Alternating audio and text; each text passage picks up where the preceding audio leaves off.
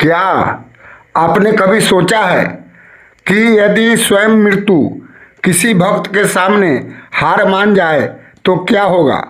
कहा जाता है कि एक बार एक ऐसी घटना घटी जब यमराज ने किसी राजा, ऋषि या देवता के लिए नहीं बल्कि श्री कृष्ण के एक वचन के सामने अपने नियम बदल दिए।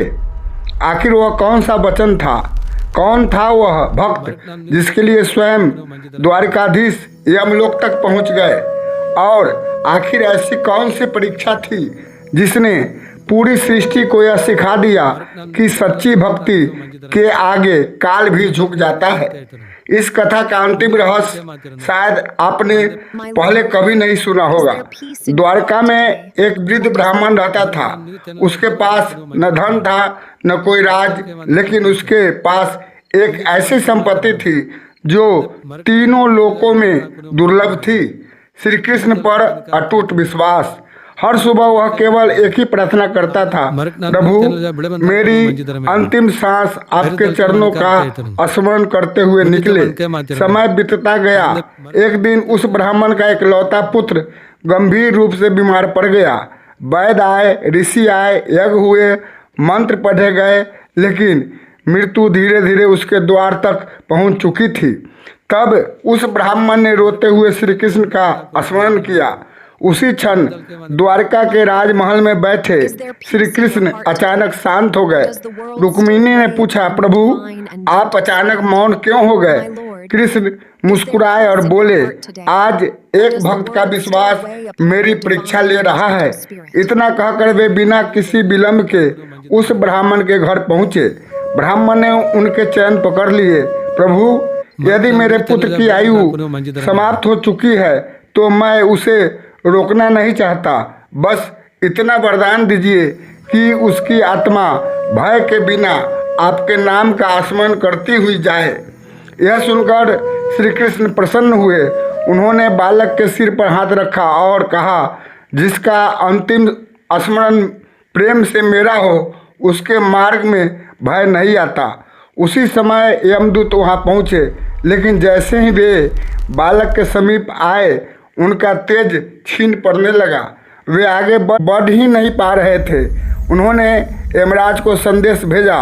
यमराज स्वयं प्रकट हुए। उन्होंने श्री कृष्ण को प्रणाम किया और विनम्र स्वर में कहा, प्रभु काल का नियम अटल है। यदि मैं इसे रोक दूं तो सृष्टि का संतुलन बिगड़ जाएगा। श्री कृष्ण ने शांत स्वर में उत्तर दिया, मैं नियम बदलने नहीं आया हूँ। मैं केवल यह चाहता हूँ कि मेरे भक्त की आत्मा भय से नहीं विश्वास से तुम्हारे साथ चले। यमराज कुछ क्षण मौन रहे, फिर बोले, प्रभु आज से जो भी मनुष्य सच्चे मन से आपका स्मरण करते हुए धर्ममय जीवन जिएगा उसके लिए मेरे दूत भय का कारण नहीं बनेंगे।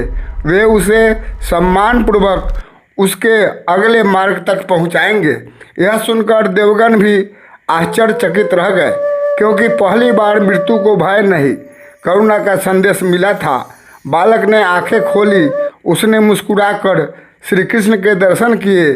उसके होठों पर अंतिम शब्द थे, जय श्री कृष्ण, और अगले ही क्षण उसकी आत्मा दिव्य प्रकाश में विलीन हो गई। ब्राह्मण रोया जरूर, लेकिन उसके आंसुओं में दुख नहीं, प्रभु पर अटूट विश्वास था।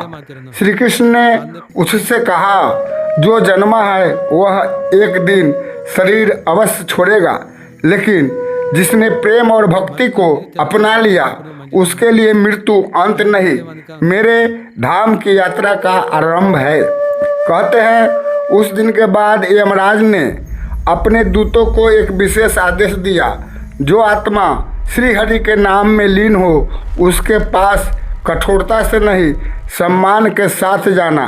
यही कारण है कि शास्त्र बार बार कहते हैं, सच्ची भक्ति मृत्यु को मिटाती नहीं बल्कि मृत्यु के भय को समाप्त कर देती है। और शायद यही श्री कृष्ण का सबसे बड़ा संदेश है कि जीवन की सबसे बड़ी विजय मृत्यु से बचना नहीं, बल्कि अंत समय तक ईश्वर पर विश्वास बनाए रखना है। यदि इस कथा ने आपके हृदय में श्री कृष्ण के प्रति श्रद्धा को और गहरा किया हो तो कमेंट में जय श्री कृष्ण अवश्य लिखें। ऐसे ही दुर्लभ, प्रेरणादायक और दिव्य कथाओं के लिए हमारे साथ जुड़े रहिए, क्योंकि अगली कथा में हम बताएंगे वह रहस्य जब स्वयं यमराज ने एक ऋषि से पूछा था कि मनुष्य की सबसे बड़ी शक्ति क्या है। थैंक यू, धन्यवाद।